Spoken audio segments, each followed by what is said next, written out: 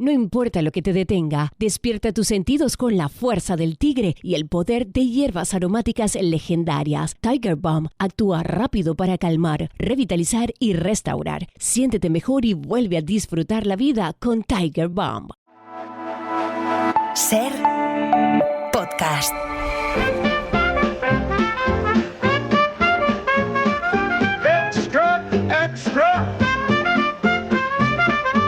Soy Esther Sánchez. Soy David Botello y esto es el contenido extra de La historia en ruta. Extra, extra.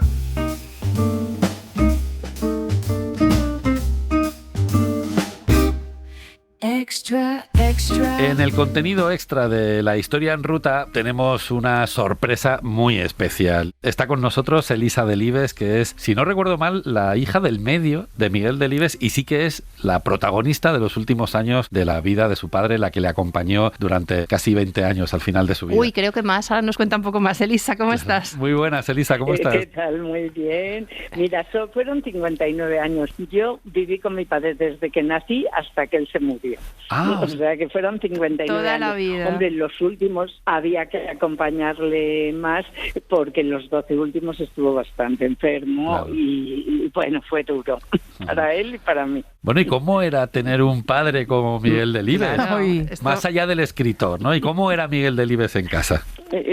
Bueno, era un orgullo tenerle, pero Miguel Delibes en casa habría que distinguir, sobre todo en los primeros años, que era una persona tan trabajadora. Claro. Y pasaba poco tiempo en casa, porque estaba mucho en el norte de Castilla, mucho en la escuela de comercio, y luego salía mucho al campo a cazar y a pescar. Entonces no le disfrutábamos tanto. En aquella época los papás no contaban cuentos ni leían los libros que tenían que leer los hijos. Era simplemente un papá al uso, pero un buen papá. Sí. ¿Nunca os leyó nada suyo a los hijos? ¿Nunca os dijo, os voy a leer El Camino, por ejemplo? No, nada. Sí que en mi casa había muchísimos libros, claro, porque los dos eran lectores, mi padre y mi madre, y sí que tenían los libros al alcance de la mano, pero nunca ni nos leyó, ni nos obligó a leer, ni le parecía demasiado bien si leíamos o no leíamos. Pero bueno, se terminaba leyendo porque no había televisión, estabas enfermo muchas veces y lo que tenías eran libros, claro, terminabas leyendo quieras o no. Y Elisa, ¿cuál era su rutina diaria de trabajo? ¿Él escribía en horarios fijos? ¿Era una forma espontánea? ¿Tenía manías particulares de escritor? ¿Cómo era esto, lo que tú recuerdes? Bueno, pues eso digo, cuando yo era muy pequeña le veía escribir poco. Y entonces a lo mejor, además así, lo de escribir, a mí me parece que una cosa es sentarte a escribir, pero yo creo que mi padre estaba escribiendo siempre, que lo contó cuando recibió el Cervantes. Claro. O sea, él iba paseando, caminando por el campo, iba solucionando problemas que le habían salido con sus narraciones, claro, ¿entiendes? Sí. Antes de dormirse, si tenía un poco de insomnio, pues también pensaba un poco en lo que iba a escribir al día siguiente. Pero sentarse a escribir, desde luego, cuando éramos pequeños tenía muy poco tiempo, y sí que tenía más cuando íbamos de vacaciones en Sedano. Y sobre todo tuvo más cuando se hizo más mayor y en el norte de Castilla hizo lo que le daba la gana. Claro. Pero cuando era más joven, pues tenía que pasar 7 horas o 8 horas allí y luego otras tantas en la escuela de comercio. Increíble. Pues le quedaba muy poco tiempo para escribir en casa. Pero no tenía ninguna manía. Mi madre una vez le dijo, ¿por qué no compramos un apartamentito para que escriba sin niños, sin el aspirador, sin el teléfono? Y entonces dijo, no, porque es que entonces voy a tener que escribir el Quijote. ¡Qué maravilla! Por eso que maniático, nada. Maniático para la hora de escribir, nada. Y luego la sensación que yo tengo es que ese aspirador, los niños corriendo alrededor, también formaban parte de su literatura, porque hacía una literatura muy de lo cotidiano. Entonces supongo que él necesitaba también ese ambiente y ese entorno para poder sentarse y escribir, ¿no? Bueno, pues desde luego hay una obra que es El Príncipe Destronado, que estoy segura que vamos, sin lugar a duda, o incluso se lo preguntamos, era sentado en su despacho oyendo todo esto, claro, y oyendo la voz de Kiko, el niño, sí, ¿no? Que era Adolfo, mi hermano. Claro. Y entonces lo que le decía la niñera, vamos, calla, que tienes por qué callar. Todas esas cosas se lo oía mientras estaba sentado escribiendo. Claro. Y si se le iba la inspiración, solo tenía que parar y de oír que subía el chico de la tienda, pues con las verduras y con la leche y con todo, las cosas que decía el chico de la tienda. O sea, que él siempre dijo que él era un escritor de oído. Sí. Y entonces todas estas cosas en El Príncipe Destronado las oía en su propia casa sentado en su despacho. Claro, Maravilla. qué maravilla. Elisa, ¿qué opinaba de la fama Don Miguel, tu padre, y de ese reconocimiento que tuvo en vida? ¿A él le gustaba ser un personaje público? Bueno, vamos a ver, a él le pasaba un poco como le pasa a los famosos. Yo creo que la fama le gustó, oye, porque con la fama se la ganó a pulso. Sí, entonces, el no habérsela ganado un reconocimiento, pues es que lo había hecho muy mal. Entonces esto quería decir que lo había hecho muy bien, pero le horrorizaba. Él quería libertad total y a todas las horas. Entonces pues tenía que contestar a veces entrevistas, tenía que dar alguna conferencia en algún sitio, como que el que algo quiere algo le cuesta. Y yo creo que de joven lo hizo mejor, pero una vez que ya alcanzó la fama necesaria, ya le horrorizaba, le horrorizaba. Y ser conocido, a mí me gustaba cuando iba yo con él por Valladolid y le decía, enhorabuena don Miguel por el Cervantes o por la Academia, y dice, me encanta porque se ponen tan contentos como si hubiera ganado el Real Valladolid. Se ponen contentísimos. Entonces eso le gustaba. Lo que no le gustaba es que le pararan, ¿sabes? Y que él daba sus grandes zancadas, caminaba, paseaba y no le gustaba. Y luego pues sí que ponía límites, ¿eh? Enseguida que veía que se estaba haciendo demasiado famoso y que no le iban a dejar en paz, ponía límites rápidamente. ¿Y con vosotros cómo era? ¿Cómo era con sus hijos? ¿Era un padre estricto? ¿Era un padre cariñoso? ¿Era un padre divertido? ¿O era un padre ausente, como nos decías? Bueno, en principio lo de ausente no quita para que fuera un padre estricto total, pero estricto sobre todo con las notas del colegio, era en exceso. Era un miedo darle las notas. Entonces, a veces pensabas, pues un padre un poco lejano en eso, entre que no le veías mucho y lo que poco que le veías era para que te firmara las notas, si las notas no eran buenas, pues, pero bueno, luego lo que era un padre muy cuidadoso. Yo lo recuerdo siempre, a lo mejor cuando iban a salir, ponles los abrigos, que ahora hace mucho frío. Mi madre era más adulta en ese sentido, fíjate. Con las enfermedades de los hijos y de la mujer, sufría muchísimo, y es que además no permitía como que nos hicieran daño. Alguien decía, hay que operarles de anginas, no, como es de suplicio, no, lo arreglaremos de otra manera. Bueno, llegamos a muy mayores todos sin que nos hubieran operado de nada. No se operaba en esa casa. En ese sentido nos cuidaba mucho, y le preocupaban luego ya las notas, y luego también el que fuéramos solidarios. Yo creo que el ser, lo que se dice buena persona, a mí no me gustan los tópicos, pero era un poco, él no nos dijo, hay que hacer esto, tenéis que ser así y así. Lo vimos, era como predicaba con el ejemplo, pero a veces era un hombre inflexible, como estoy diciendo, inflexible y implacable. Eso lo digo como malo, porque parece que todo lo que decimos es bueno.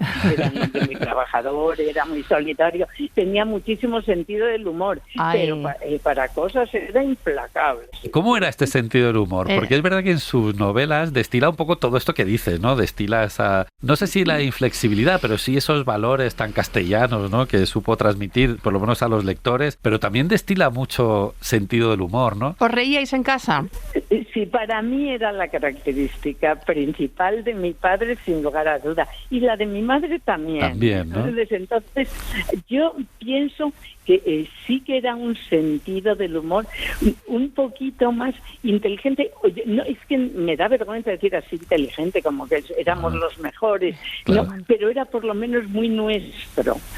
Yo siempre lo cuento, que cuando, por ejemplo, fuimos con él a ver a Lola Herrera, que hacía 5 horas con Mario, que era un texto suyo, que lo había escrito él, nos reíamos solo nosotros de cosas, ¿entiendes? La sala entera se reía de otras, pero nosotros de las mías. Entonces era un sentido del humor muy nuestro y que le seguimos conservando ahora a los 7 hijos, o sea, como que nos lo enseñó él y sabíamos que él se iba a reír mucho por todas estas cosas. Y cuando iba a las pequeñas reuniones con amigos, también todo el mundo quería sentarse al lado de Miguel Delibes porque les hacía reír. Claro. ¿Sabes? Qué bueno. O sea, que era un sentido del humor sí más especial. Yo a una amiga mía que la decía yo, es que tú me has enseñado el sentido del humor tonto, cuando a uno le suelan las tripas, tú te ríes. Digo, a mí eso no me hace gracia.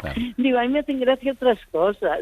Y entonces ella decía, bueno, yo te he enseñado a ti el sentido del humor tonto y tú a mí el inteligente. Digo, bueno, pues a lo mejor. No estoy segura que fuera inteligente, pero sí muy nuestro. Qué bueno. Y aparece en sus novelas y nosotros lo reconocemos. Claro. Elisa, si volviera hoy tu padre, Miguel Delibes, ¿qué crees que escribiría? ¿Sobre qué se interesaría hoy? ¿Sobre qué escribiría? Es por si nos das una buena idea escribirla nosotros, ¿eh? ¿Te imaginas, Aquí No, pues es que yo creo que no es así, porque fíjate que el último libro, con 78 años, El hereje, de repente lo escribió en el siglo XVI, o sea que es impensable. No podemos deducir lo que haga. Y sin embargo, él ya vivió cosas terribles. Es verdad que ya no escribía, estoy diciéndote lo de las Torres Gemelas o de tal. Y sí que llegó a escribir un pequeño artículo en el norte que le costó muchísimo porque después de operarle ya dijo que no le había quedado cabeza para escribir. Pero no, yo creo que él ya se quedó muy contento con lo que había escrito y no me imagino en este momento escribiendo. A mi padre fue hijo de su tiempo y escribió, bueno, pues su tiempo y un libro histórico del siglo XVI, pero no me lo imagino, de verdad. Y esta ya es una pregunta muy personal, porque toda la familia tenemos mucha rama abulense y siempre nos hemos preguntado por qué su primera novela, La sombra del ciprés es alargada, la ubica en Ávila, con lo de Valladolid que era. Claro. Bueno, pues también me he preguntado yo ya alguna vez... un autor abulense que era García Yebra se llama o Tomás me dijo sí es que yo estaba investigando y desde luego vino a Ávila para hacer unos cursos del doctorado de Derecho o unos cursos para sacarse el carné de prensa, yo no estoy muy seguro. Y entonces, bueno, pues ya él estaba imaginando su novela y se la imaginó ahí y además le parece que los personajes del tema pues iban mejor con Ávila. Lo que sí que sé, porque él nos lo contaba, es que se cogía un bocadillito y se iba a Ávila pues para meterse bien en el ambiente, ¿sabes?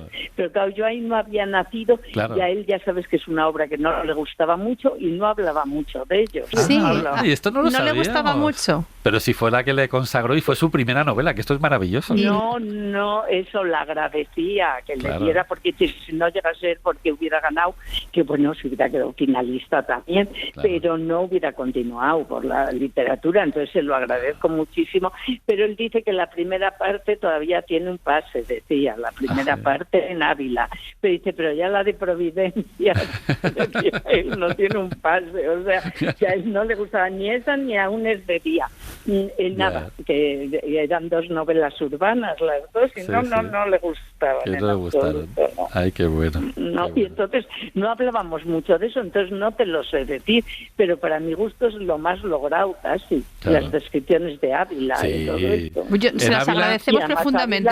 En Ávila adoran a Delibes por esa novela, toda la vida. Sí, a Ávila lo ha agradecido muchísimo. Yo he estado después de muerto mi padre en Ávila recogiendo un premio de una asociación que se llama La sombra del ciprés alargada y bueno, pues eso agradecidísimos y que ganara el Nadal, pues fíjate, no está nada mal. Claro. Elisa, ¿nos cuentas una frase, una anécdota, una cosita así un poquito más íntima que nos describa quién era Miguel Delibes padre? Sí, bueno, yo fíjate, es que me cuesta muchísimo por lo que te he dicho. 59 años son muchísimos años para decir así, de pedirle como en una frase, en una anécdota, son cientos de frases, cientos de anécdotas y lo único que te puedo decir que a pesar de la dureza de los últimos años con una enfermedad fue una un final realmente despiadado, ¿no? A pesar de esto, compensó. Y que el ser hija de Miguel Delibes, yo creo que sí que nos ha imprimido carácter. Madre mía. Todo un camino, 50 años. Seguiríamos hablando contigo eternamente, porque es maravilla tenerte con nosotros, un placer. pero entendemos que tienes que hacer tu vida y que tienes que atender tus asuntos. Para otra vez. Así que, sí, pero vamos, pensamos sacarte partido. Es maravilla. Amenazamos con sacarte de jugo. Un abrazo. Bueno, pues aquí me tenéis. Un abrazo. Un abrazo muy Muchísimas grande. gracias Elisa. por subirte Gracias, a la Elisa. historia con nosotros. Extra, extra. ¡Súbete a la historia! Para no perderte ningún episodio, síguenos en la aplicación o la web de la SER, Podium Podcast o tu plataforma de audio favorita. La historia en ruta.